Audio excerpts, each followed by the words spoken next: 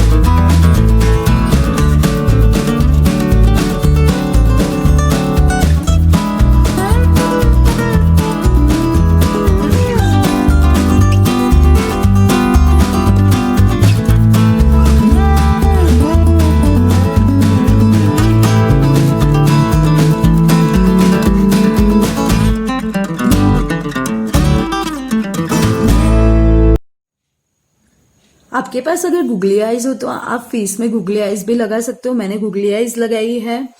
कैसा लग रहा है? बहुत बढ़िया लग रहा है ना? आपको मेरा वीडियो अच्छा लगे तो प्लीज़ वीडियो को लाइक करें, शेयर करें और सब्सक्राइब करें। मेरे लेटेस्ट वीडियो के नोटिफिकेशन जानने के लिए बेल आइकॉन को दबाइए। अगर आपको कुछ नया सीखना हो या मेरे कोई भी वीडियो के बारे में क्वेरी हो तो मुझे मेल करें या कमेंट बॉक्स में लिखिए। Thank you.